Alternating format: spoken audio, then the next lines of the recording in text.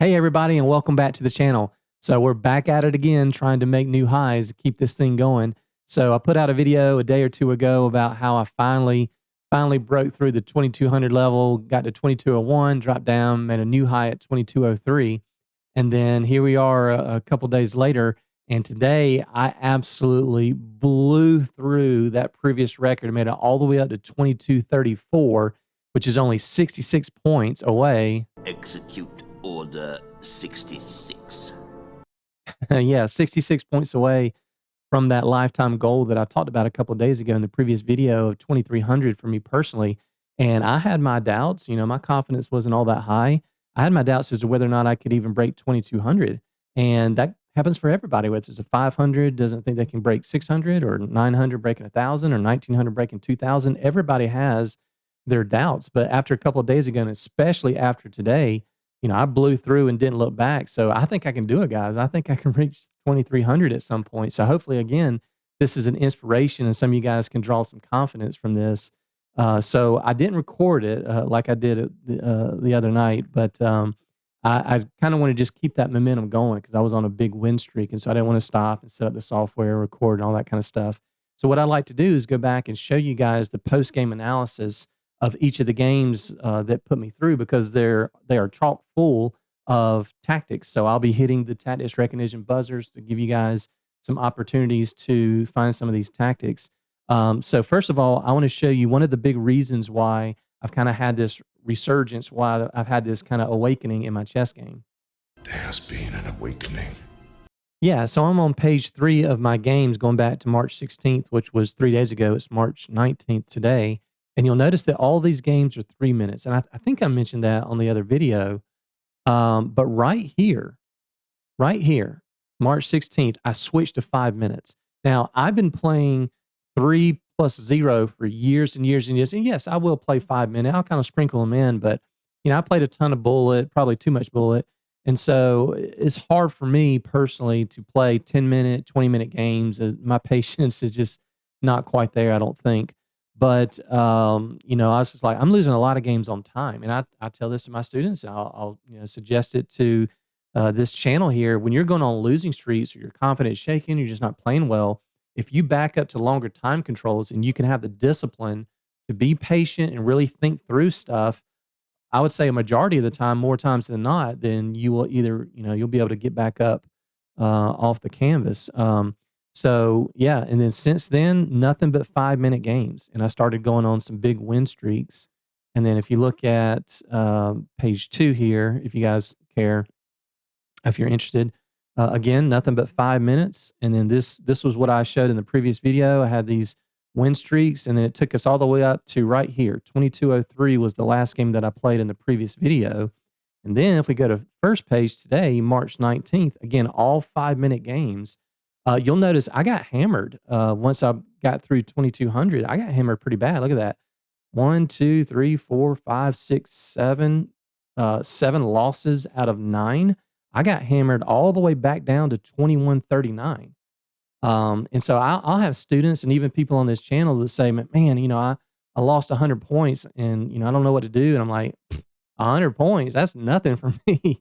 It's not uncommon for me for my rating to swing plus or minus 100 points in the same day. So don't sweat that stuff. I mean, everybody goes through it. Just it's statistics and probability. I mean, if you play enough games, you're going to have winning and losing streaks. But I pulled myself together this morning, 2139. I said, okay, I'm going to focus. And then I got back up off the canvas. Watch it, swing! Use it! It's over! The streak is over! The streak is over! Michaels has done it! No! Yeah, that's for any of our wrestling fans out there. So the streak's not over. So, and it actually got a little bit worse. A few games later, I actually dropped down to 2125. A full 75 points below where I was just 48 hours ago. But then I came back, had a nice little 4-game win streak, back and forth for a while. And then here, right here, guys, check this out. 1, 2, 3, 4, 5, 6, 7, 8, 9, 10. 10 games in a row. And I can say with 99% certainty, after breaking through the 2000 level years ago, I don't think I've ever had 10 blitz games in a row. It's definitely not at the 5-minute level. And again, statistics and probability, it's likely to happen. And so the percentages, not necessarily anything to write home about. This first game, they actually played better than I did, 93, and I only had 89. But look at these two games, guys. We both, myself and my opponent, were in the 60s. I had 2 games in a row that I won, but 68% accuracy. But the games were, as you'll see in the post analysis, the games were incredibly complicated. The more complex and complicated the position is, the more likely you are to make subpar moves. I was just happy to win those games. And then I turned around, 99.1% accuracy. And guy, I cannot wait to show you this game. This is an exact line that I went over in the Masterclass Part C of the Caro-Kann Masterclass, where we talked about the anti-fantasy and alien Gambit lines. And it has somebody fall for a trap I haven't seen in probably like a year and a half, at least, above the 2000 level. 88%, 85, 87, 83, some pretty solid chess, 92 and 91. So I won't go over the percentages, but I'll just kind of hit the highlights in the post game. Then I lost a couple and then won one, but getting all the way up to 22-34. So very, very pleased. All right, let's start with the first game and check these out. Okay, guys, so I finished recording the video. I decided to cut back in to the beginning of the video and let you know the video is, of course, you can see it's an hour long. So if you don't have time to watch the whole video, or if you plan to only watch a few games, I wanted to give you the list of the games that I thought are either the most fun or the most entertaining or the ones that are most educational that you'll get the most out of. And those are games number 4, 5, 6, 7, and 10. I'll say that again, 4, 5, 6, 7, and game number 10. So I hope you guys enjoy those. All right, here we go, guys. So I'm going to try to keep this video as short as possible and just kind of hit the highlights of each of the games, give you guys some opportunities to pause the video and either find tactics or try to find the best move. So this first game was the one where he had 93%, I had 89%. I made a critical mistake, and he just flat out outplayed me. I should have lost this game for sure. I ended up getting lucky and winning on time, but let's go through this. So I am using my pet London as white and the Slav, semi-Slav, Caro-Kann from the black side, depending on what they do. We just have some normal London stuff. Nothing crazy. And then right here, they make a mistake. Knight to h5. Now, I'm going to pause the video, hit the buzzer. Let's see if you guys can find what I thought was a tactic, but I completely hallucinated, and it just didn't work. So see if you can pause the video and see what I saw. Okay, so what I saw was knight takes knight, which is a mistake. Now it's still even right here. They took our bishop on f4, and if you want to try to pause the video again, see if you can see what I saw that doesn't work. Okay, I saw flat out hallucination. I saw bishop takes f7 check. And if the king takes, then the king is white out in the open, and the engine says that's pretty equal. But I saw bishop takes f7, rook takes f7, knight f6 check, winning the queen. And that just flat out don't work. I had to laugh at myself when I made that error. So I played that. Of course, that's just a flat out blunder. And not only does knight f6, they can just take it with the queen, they can also just take it with the bishop, and they're protecting the queen. I don't know what I saw here. You are so dumb. You are really dumb, for real. So, yeah, they just took it, and I'm just down a piece. I did play some very good defensive moves to at least keep myself in the game, but I'm just toast here. Good move. So I'll give you guys a chance to pause the video. It looks like our rook is gone. What would you play here as white? Okay, did play the best move, rook a3. This is covered, this is covered. So they go there, stick the king in the corner, trying to run away to get this rook into the game. They attack my queen. What would you play here? Okay, so I decided to double up, and what I saw was if they take, I take, and I'm still protecting the knight. They doubled up, I took, they took. Okay, what would you play here as white? Okay, I was fortunate. I played the best move. Just slide out of the way. Queen e1. They attack my knight, and I go up and give a check. They go here. I stick my king in the corner, and they play a very good move. Rook to e7, attacking my queen. So my queen's being attacked, and my knight's being attacked twice. So I'll give you an opportunity to pause the video. What would you play here as white? Okay, so I play basically the only move, queen to b5, and now I'm offering to trade queens, and I'm protecting the knight twice. They took, I took. They ended up taking my knight. I'm just down a piece. I'm just lost. But I kept fighting, scratching and clawing. Keep fighting. They chased my king all over the board, and they were able to promote, give a check. I tried to get a little cheapo here. Rook takes, pawn takes, and they would not be able to stop queening. Of course, they didn't fall for that. And I just kind of shuffled around for a little bit and just flat out got lucky and just went on time. And that's going to happen in blitz games. That's going to happen in rapid games. Okay, game 2. Okay, game 2. This game. The last game wasn't very impressive, and this game and the next game were both by 60%. So these 3 games were not my best work by any stretch of the imagination. But this one, we're both in the 60s, so just complete chaos. I'm turning the engine off so we don't see so many yellows and oranges. So here we go. So they played d4. I went with my normal. This is like a Zuckertort variation. So all of this is pretty standard stuff. And then they played c4. Now, I've tried this before. I've had mixed results with it. It's not, it's slightly dubious from Black's point of view. But I'll go ahead and I'll hit the buzzer. Do you see something that Black can play here? Pause the video. Yeah. And it has to do with, this is an unprotected piece, right? This is a 1 versus 1. And so this is where we create the condition where we have an unprotected piece, right?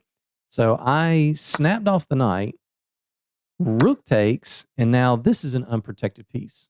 So we come in with the check, they block, and we pick up the a2 pawn. Now, again, it's slightly dubious. That's an inaccuracy. But white needs to play this pretty precisely, and my opponent actually did play it well, even though both percentages were in the 60s. So they played queen to c1. I dropped the queen back to b3, and then they took on the pawn. So now, I don't think that they can't trap the black queen, although it looks like they can. So now I take the pawn, and so we're just up a pawn. But this is one of those, this is a very double-edged position, right? Because black's being greedy, right? We're not really supposed to do that, but I gave it a shot. They are way ahead in development. Look at this. 1, 2, 3, 4, 5. You kind of call these developed. And we have 2 pieces developed. And it shows in the game. So just kind of trying to fight from here. Good move. Good move there. And I don't want them to push this pawn, right? And try to break up our structure. So I push a6. Okay, now I'm going to flip this around from the white side and hit the buzzer. Okay, you're white. What would you play here? Pause the video. You guys see it? My opponent saw it. You betcha. 2185, they saw it. Push b5. I took, sack the bishop. If you take that, whoops. Game over. Yikes. And I saw this. I saw that little trick. Flip it back around from the black side. I saw that, and I just said, you know what? After they take, I'm just going to move the knight, and their bishop is still hanging. That gives me an opportunity to breathe here a little bit. They brought the bishop back with some discoveries on the queen. Good move. I got the rook behind the pawn. Another good move. They're hitting my queen with tempo. I slide it over here. That way, if they take, we can take back with a queen and hold out hope that maybe one day we can actually castle. Now, from here, my opponent also made a bit of a mistake. I'll flip it around again, give you guys a chance. What do you think you might play here as white? Yeah, so they also miscalculated here a little bit. It looks like you can take, and there's some trouble here, but we're able to bring the queen back. So if we flip this back around, they took, I took, they took, we take with the knight, and we're still, we're able to bring this queen back if needed. The knight is protecting the pawn, and now we're kind of, if I turn the analysis back on, now it's somewhat back to a playable position. And actually, we're ahead. Black's up like 6, 7/10 of a pawn. I'll turn this back off. So we got a shot here. So white attacks the knight, very good. And then we bring the queen back, and they castle. They're still way ahead in development. I try to play e6 just to give us some room to try to get the bishop out, get the knight out. And I knew this was coming. Obviously, this is that's coming at some point. Develop the knight, and they played the bishop here, and I played f6 just to try to. I mean, it's all very, very bad. I'm just like, look, you can have it. I just need to get my king to safety here. And for some reason, they didn't take it. They played bishop here, attacking this, and now I played h5. Now it gets very, very interesting because this is hanging, but this is also hanging. So my idea was at some point they drop the bishop back, or sorry, I was thinking at some point if they drop the bishop back, maybe play knight here, and then we hit them with g5, attacking the dark square bishop, and then we push g4, trapping the light squared bishop. But they took here, which is a big mistake. If we turn the engine back on, black's now winning, -2.5 or -2.7. So we take the bishop, they take our knight, we stick hide our king away on f7, and now somehow, some way, in all this chaos, black is up a piece. But they got 2 pawns, and it's just still very double-edged. So white pushes the pawn to protect e4, and now I'll give you guys a chance to pause the video. It's no tactic, but what would you play here as black? Yeah, so I push g5, tempo gainer, very important, right? And then they have to move the bishop somewhere. And then now, as you probably guess, we finally fianchetto the bishop on move 25, hitting the queen. So they move the queen, trying to trade queens here. They give a check. I'm like, whoops, I made a mistake. I go back. They go here, attacking the pawn. I get my rook to the light square, away from their dark square, bishop. And here, we go up and attack the queen. And they move the queen to d3, and I got the king out of the way, try to get it off of this diagonal. That wasn't such a great move. They just pinned that with the bishop, and I'm like, okay, I'm going to get out of the way. And then here, I'm going to give you guys another chance to pause the video if you'd like. My opponent saw something that also didn't work. Let's see if you can find what my opponent saw from the white side. Pause the video.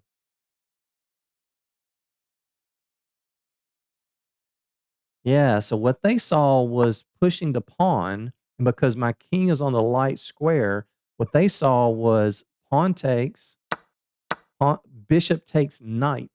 And if the queen takes, they take this bishop, excuse me, if queen takes, they take the pawn, forking the king and the rook.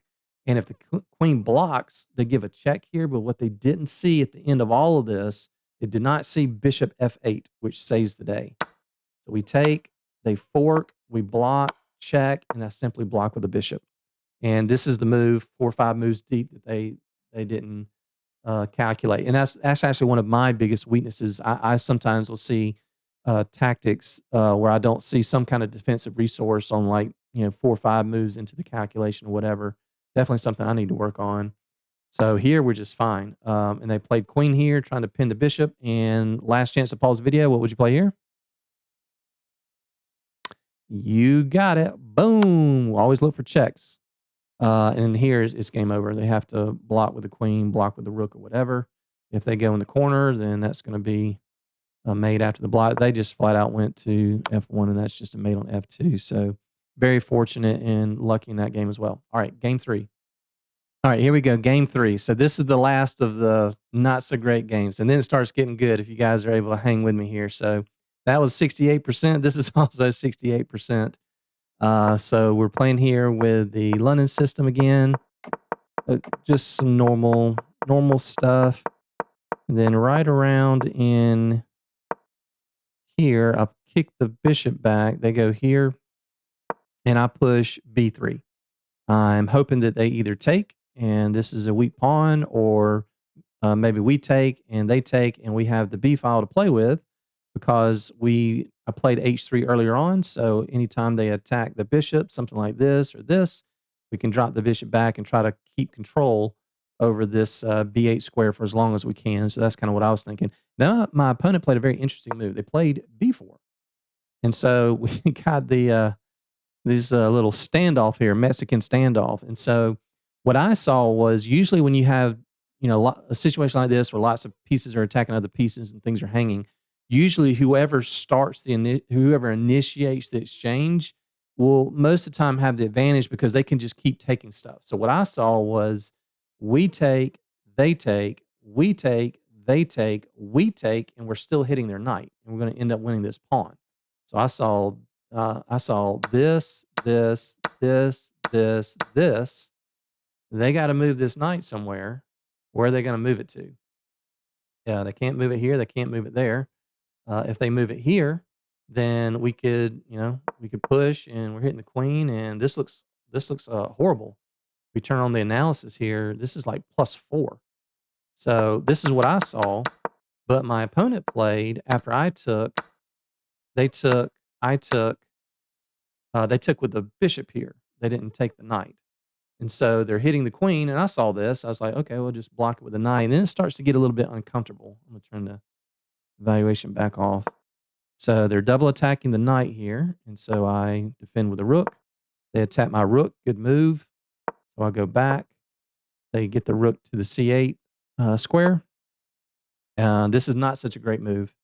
I'm just trying to trap this pawn. So I'm just like, okay, we'll give up a pawn here, and we should be able to corral this c3 pawn. They took, I took, they took with the rook. And now here I played, I'll give you guys a chance to pause the video if you like. What do you think I played here as white?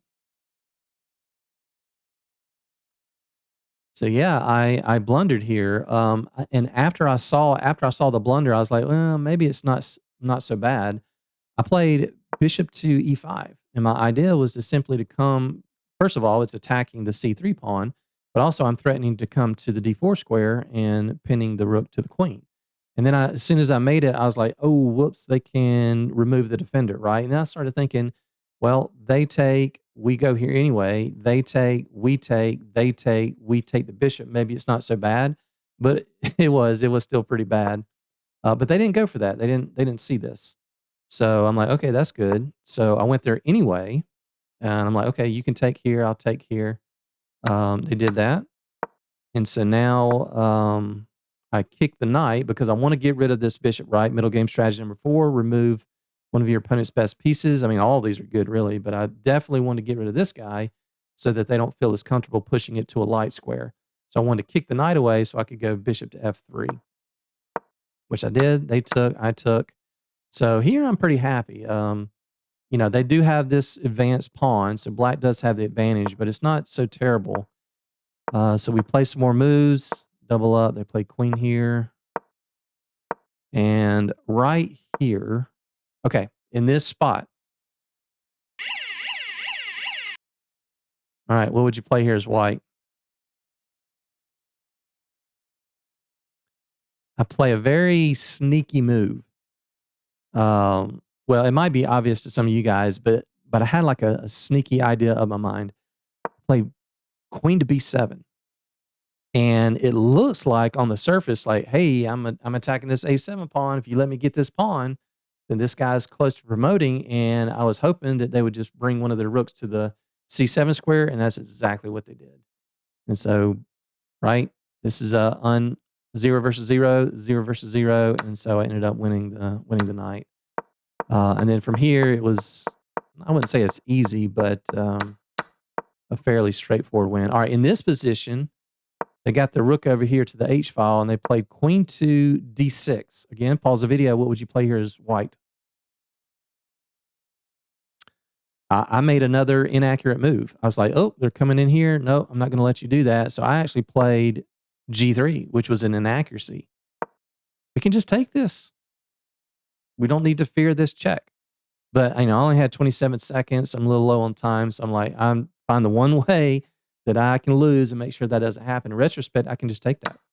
They give a check, I go here. You give a check, I go here. Your queen's hanging. You don't have any more checks, and this is coming. So I actually could have taken there, but I played it safe and played G3. And then from here, we're both getting low on the clock, and they ended up blundering their queen, I think. Yeah, they blundered their queen with only 4 seconds left.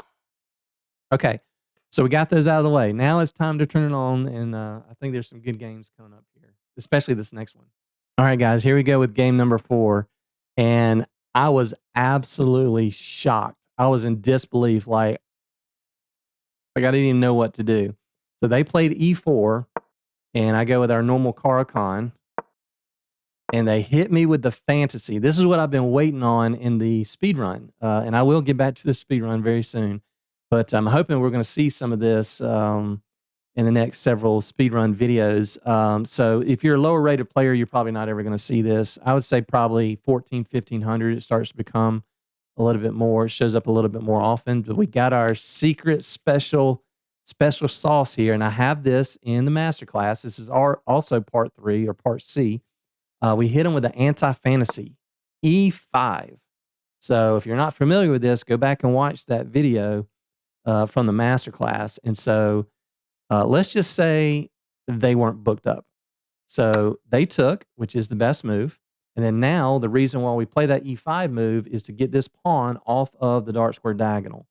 So we play queen 2. This is the 99.1% accuracy games. I have all these lines memorized like the back of my hand.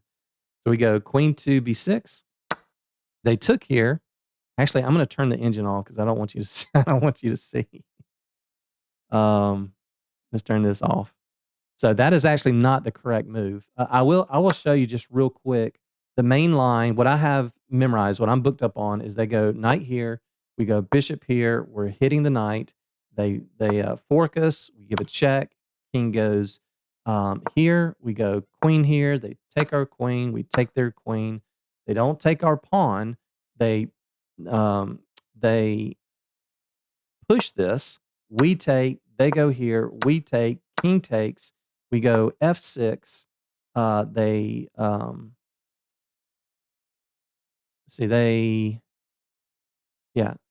take our pawn. We take. They take.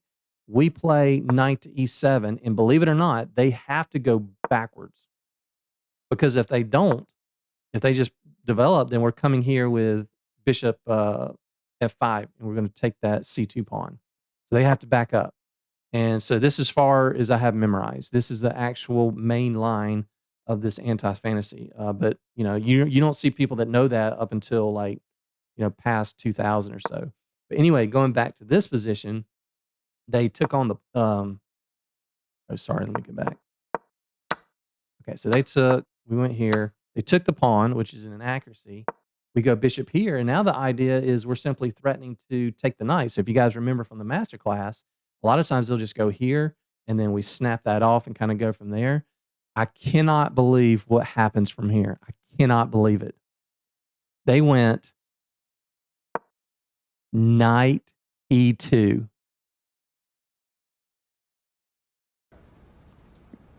Nope. Bruh. Guys, I haven't seen this above the 2000 level in probably a year and a half, maybe 2 years. I could not believe it. What would you play here as black? This is a 2140 level player. And they resigned. King here.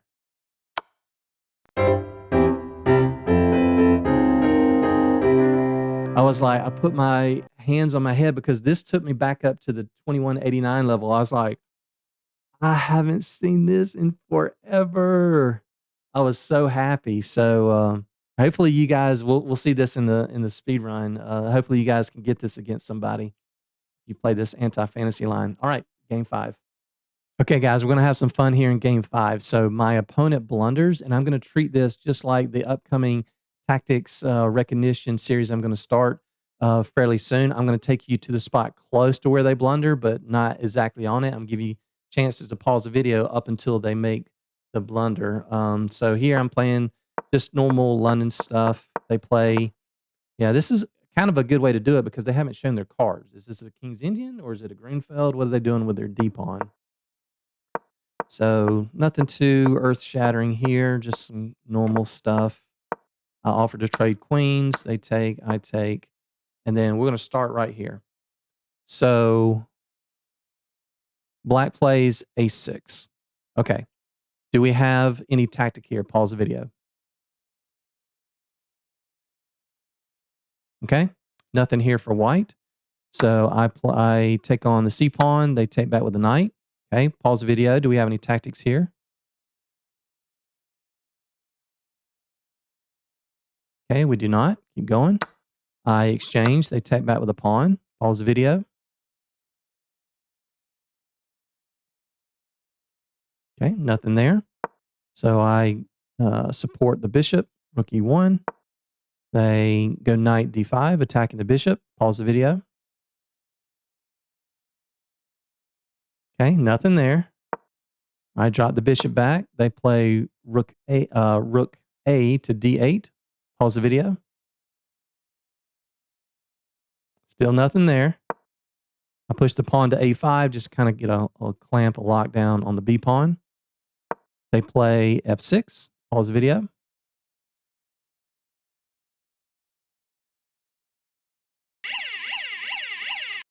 Yeah, there it is. All right, so if you didn't find it, another chance to pause the video and see if you can now find it.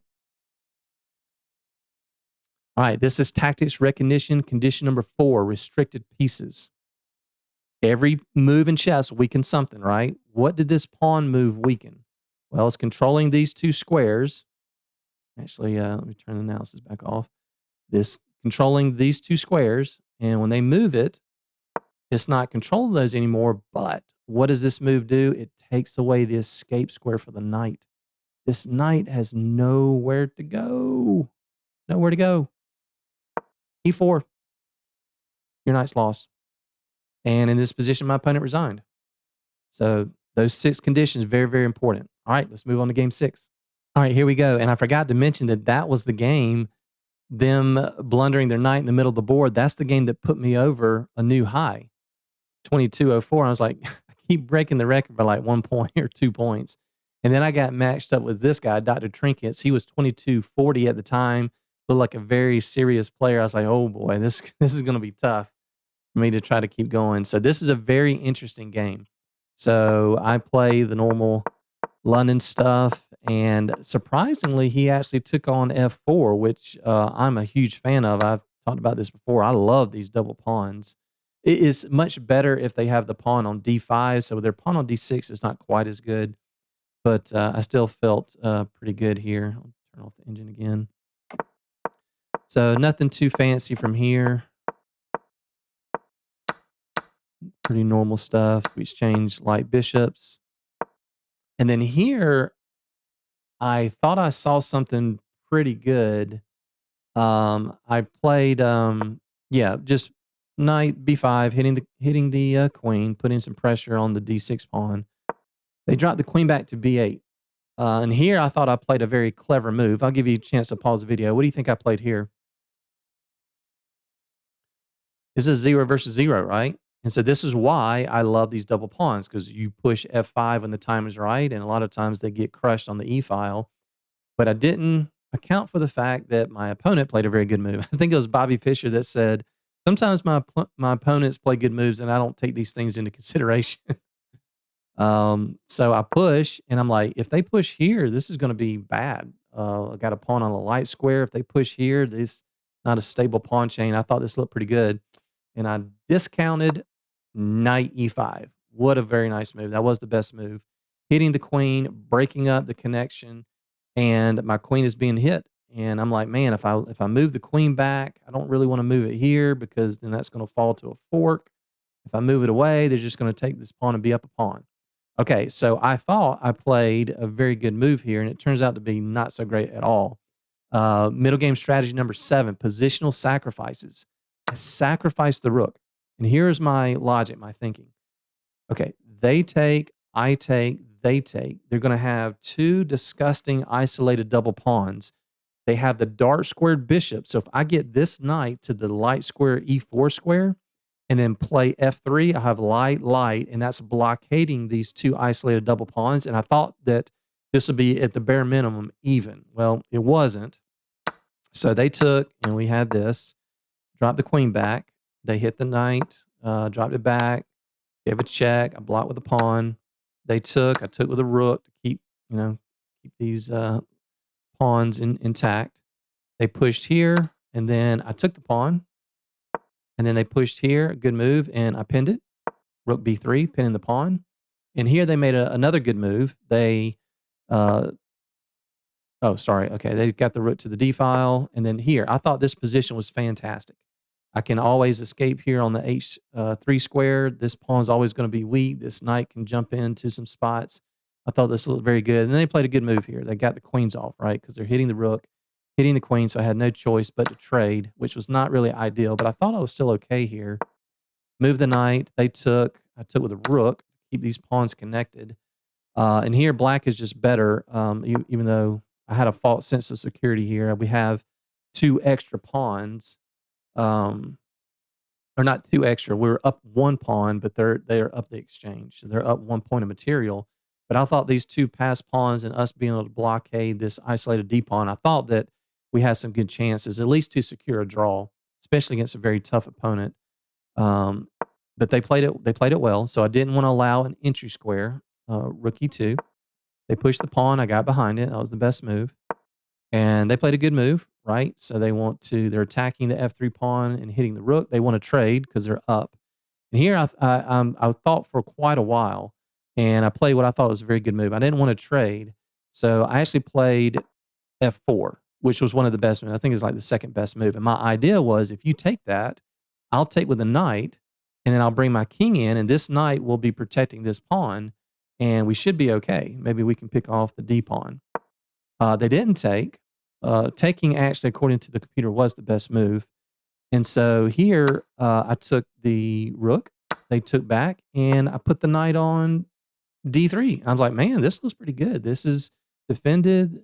This is okay. They can't come here to attack the pawn. I'm just going to bring the king in, and they're going to have to babysit this. And we got 2 against 1. I like my chances here. And would you guys believe what my opponent played next?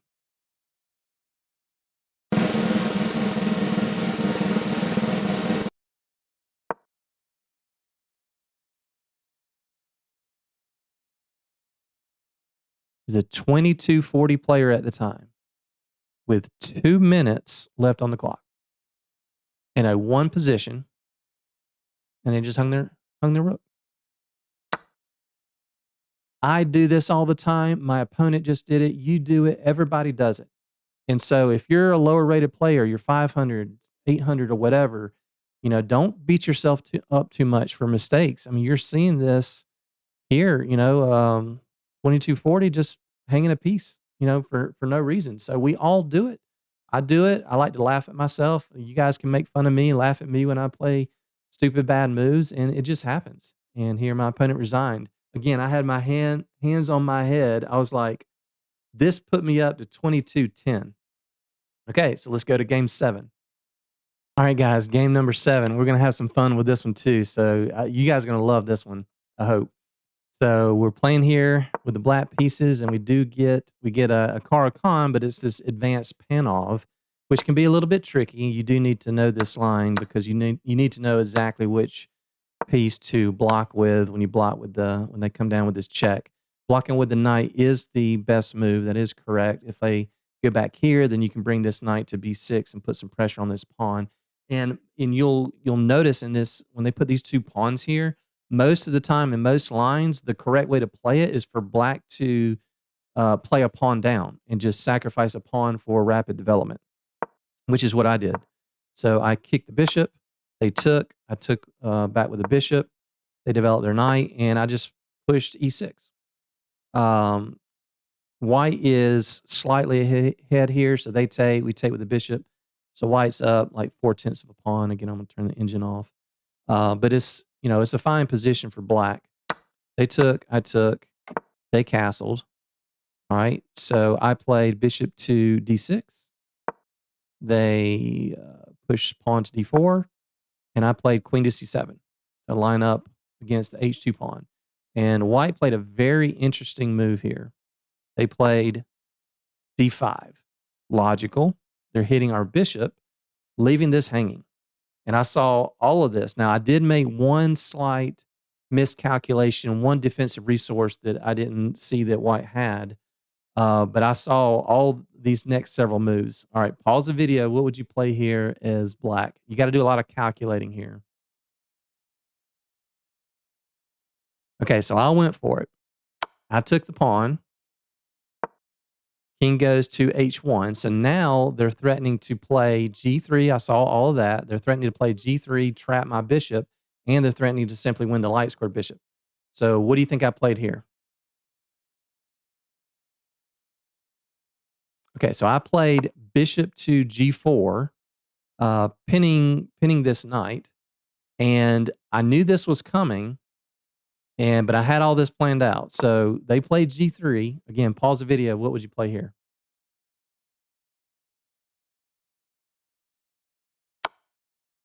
Bishop to f3 check, sacrificing the bishop because they can't go here or here, so they have to take the bishop, and then we bring the knight in. And I was looking at trying to swing the queen over here to the h file with some checkmate threats. So they took the bishop. I played the knight check, and I didn't notice that going back to the g1 square is actually okay for white. But they played king to h3. Okay. Again, this is so cool, guys. All right, what would you play here? Okay, I played queen to d7, lining up some disgusting discovered attacks on the king.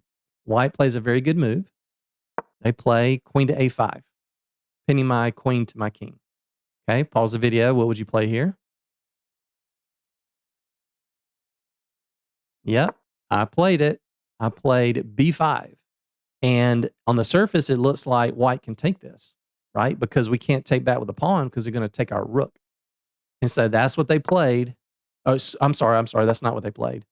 They could have played this, but they played queen to f4.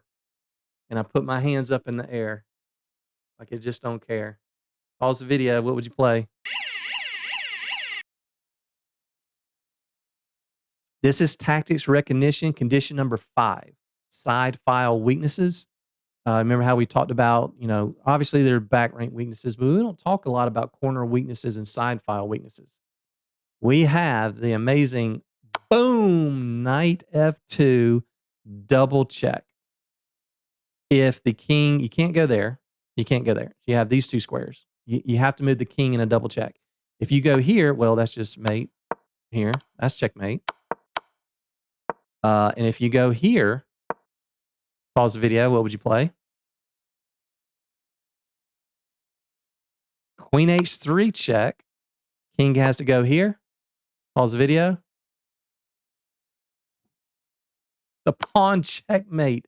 h6 for the win. Oh, man. I was grinning from ear to ear. I mean, that was a cool checkmate, a cool sequence of events. I didn't make a miscalculation, but that took me up to like 22-18. I was like, oh, my gosh. I just won 7 games in a row. This is freaking awesome. All right, game number 8. All right, here we go. So this was like a 22, 50-something rated player. I was pretty nervous at this point. So again, nothing too earth-shattering here.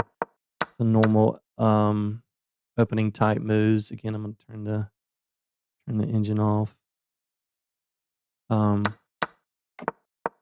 Yeah, I'm liking my position here, and black played this very, very well. Just a lot of trades, back and forth kind of stuff.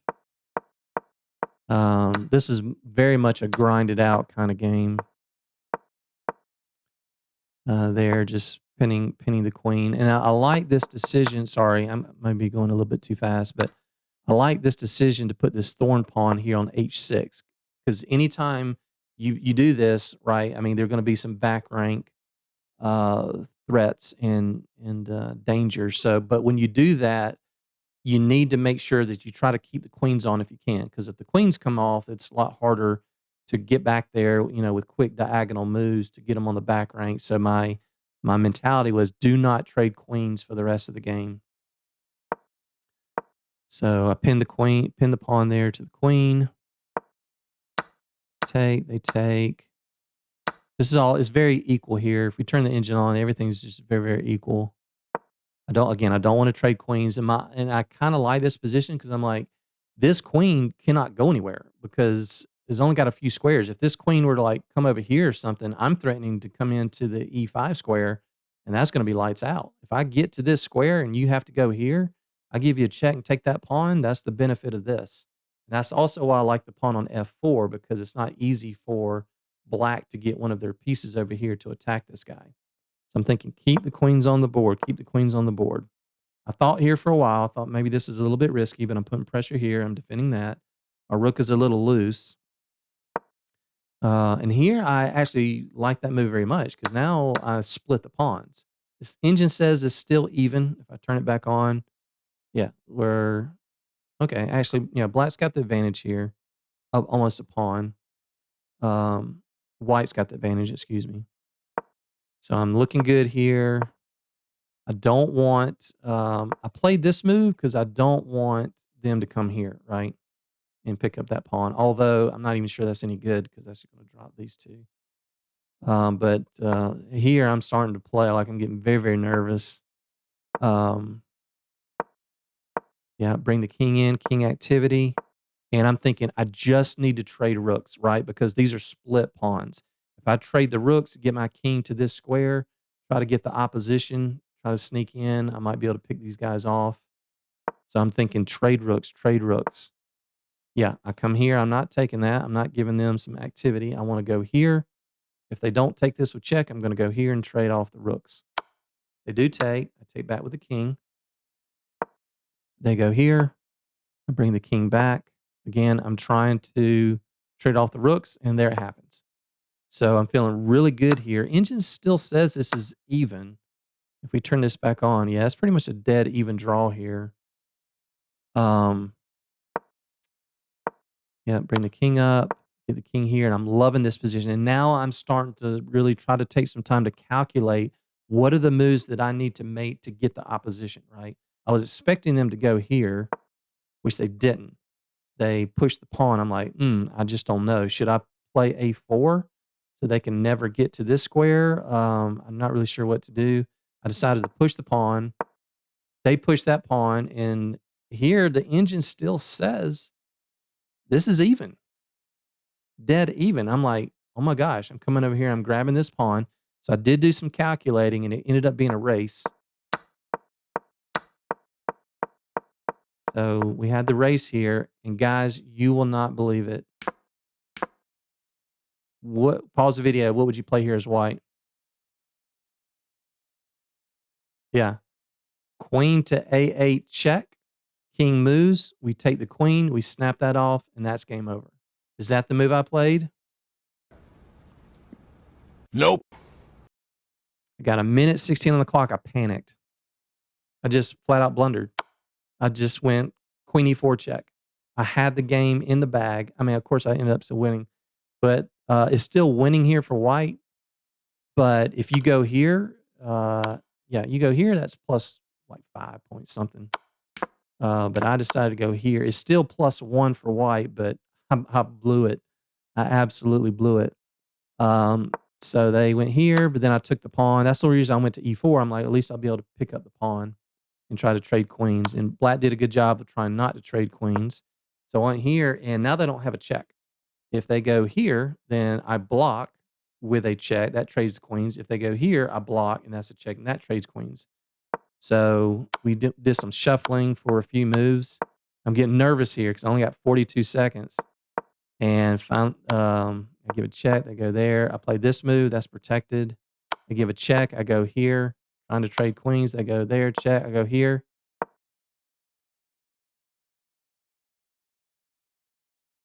Threw my hands up in the air. Pause the video. What would you play here?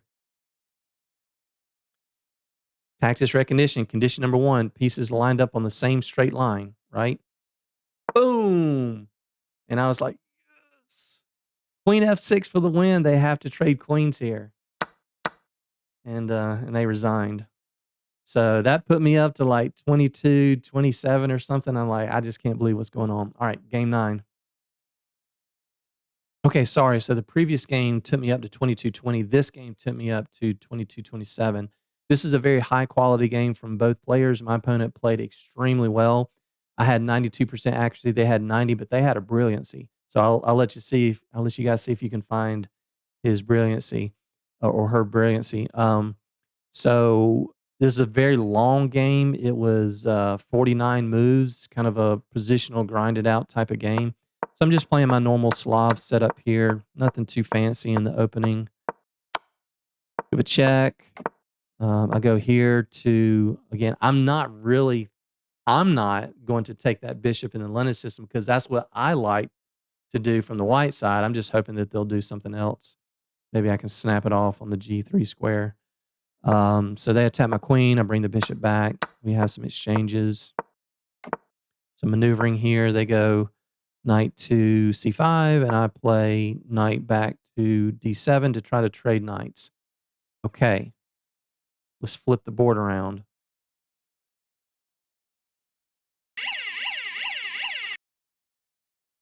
My opponent finds a good tactic. Can you see what they played here? Okay.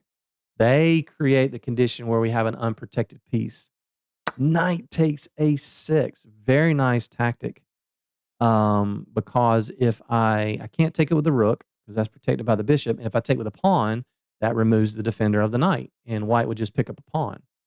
Okay, very nice move by my opponent, but I think I had a nice reply. So anytime somebody sacrifices a piece to win a pawn, look to see if you can counter sack. So I'm like, okay, if you're going to sack your knight here, what do you think I played? Pause the video. I just counter sacked right back. I took their d4 pawn. And now if whatever you do on the next move, if you don't take my knight, I'm going to take your bishop with check. So that kind of forced them to take back. I took back with the pawn. Again, I can't take with the rook. And so I was kind of happy that was, now this is still uncomfortable. White is, make no mistake, white is better, but I was kind of happy that I found a way not to immediately lose a pawn. Okay, so I'm hitting the rook here. They double. I go knight here because I didn't want their rook to come up here and harass my queen. They played pawn to b3. Okay, I'm going to give you guys an opportunity, once again, to pause the video. See if you can find what it didn't happen this way, but see if you can find my next series of moves for a tactic.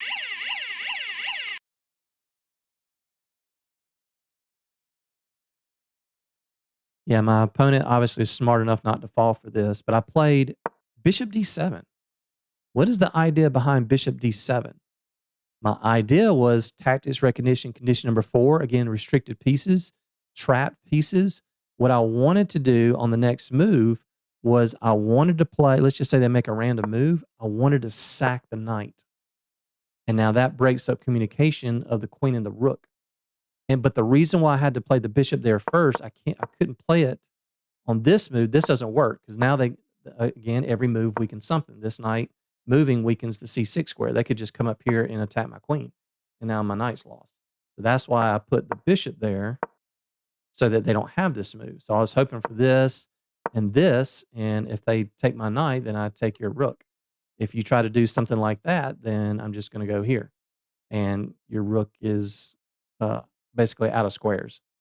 But my opponent didn't fall for that. So they actually played a good move. They played queen here to trade queens. I think they saw that. So good move by them. So I did end up trading queens. Here I just want to trade rooks.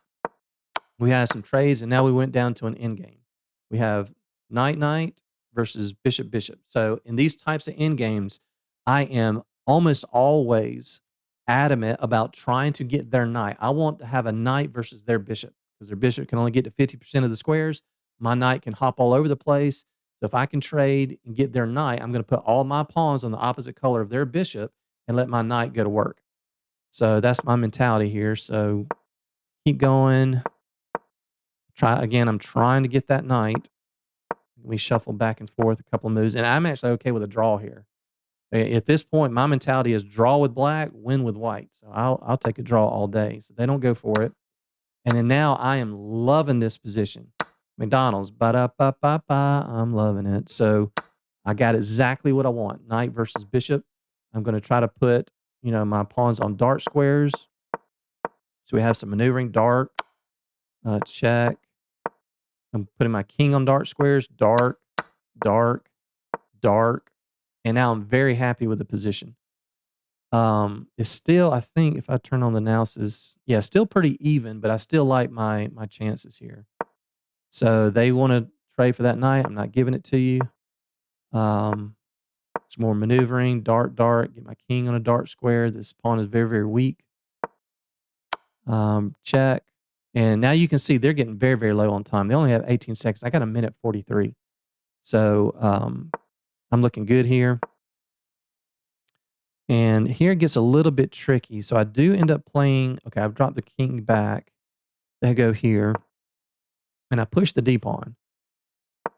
They go here. That's a good move. I don't think I fully appreciated how strong that move was. It's still even for both sides, but I thought after pushing this pawn, I'm like, if you take that and give me this, this is really, really bad. So they did play a good move. They played king to e4, and I stopped here and thought for quite a while. And eventually said, you know what? I'll just take here, you take, and I'll drop back. And you can't fault my opponent here. They just flat out blundered. They took the pawn, and then you can't stop it. Go on to promote there. My opponent resigned, and that took me up to 22-27. So all right, last game, guys. Game number 10. All right, here we go with the last game. Game number 10. So turn the engine off here. So we have Caro-Kann. What kind of Caro-Kann is it going to be? The fantasy again. I was like, yes, yes, yes, yes, yes. So we get to hit him with that secret sauce again. E5 with the anti-fantasy gambit. So they took, we know to go queen b6. They go there, we go there. I'm like, okay, they're booked up. They go there. Yep, we give a check. Yeah, all this is standard. They take, we take. And then they take. Turn on the engine. Go back. Sorry. Go back. That's an inaccuracy. So I was like, oh boy, they're not as booked up.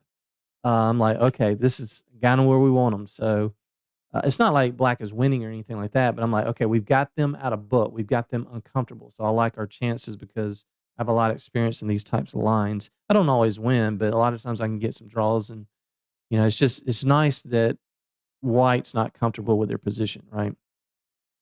So here I take the pawn. They take here. And by the way, I have this exact line. You can go back and watch part C of that anti-fantasy in the masterclass. I go over this exact line. We take with the knight. They attack our bishop. We drop it back to c7. And here is where my repertoire stops. So I'm out of book after this move. So I go back and pin the knight there. I'm just trying to trade, get castled long. And they are, we're not amazingly developed, but they're a bit underdeveloped, right?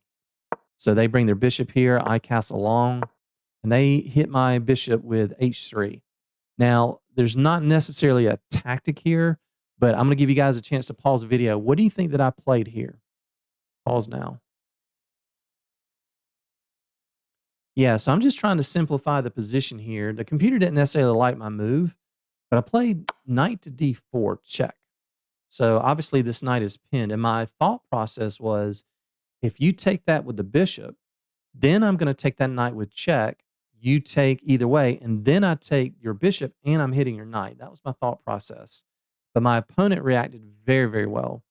So they did take. I took their knight. But they went. I was expecting them to take this. I never considered them not taking, but they actually played the best move. And I'm like, what? What? You're not taking it? And I was like, oh no!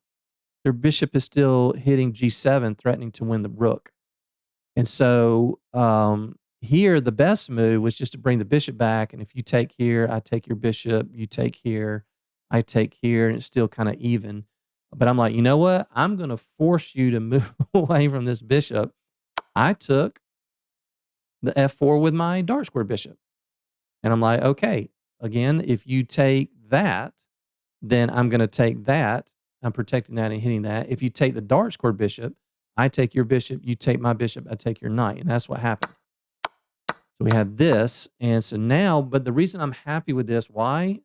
White was up a pawn, but now we're even. I have a knight against a bishop, right? I always do better in those end games. It's just a lot easier to play because those knights are tricky, jumping all over the place. So I developed my knight. They played bishop there, d3. I attacked the bishop. They defended.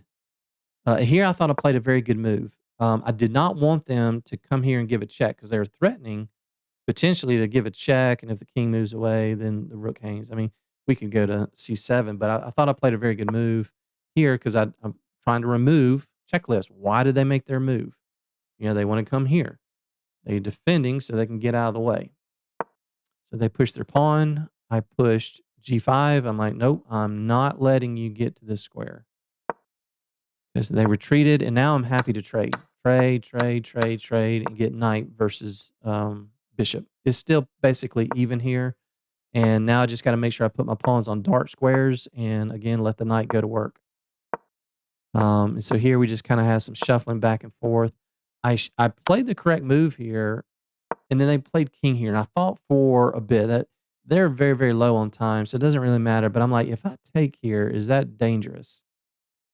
If I take, they take, I have a passed pawn. Are we going to get into a draw where I can't make progress and they can't make progress? So I decided against that and I just pushed to create a passed pawn, protected passed pawn. And then here, just some more shuffling. And then they crumbled due to time pressure, of course. You can't blame them. And here, yeah, just take the pawn with check, take that pawn. They take, I take. Now here it looks a little dangerous. They played bishop here, and it looks like my knight has nowhere to go. So one last time to pause the video. What would you play here? Yep, I just played b5, and you can't stop me from going. If you go here, I'll just play this, and you can't stop me from getting to a safe square. And after a few moves, they just lost on time. And that took me up to 22-34. So if you made it this far, thank you guys so much for watching. I hope this was educational. I hope you guys got something out of it.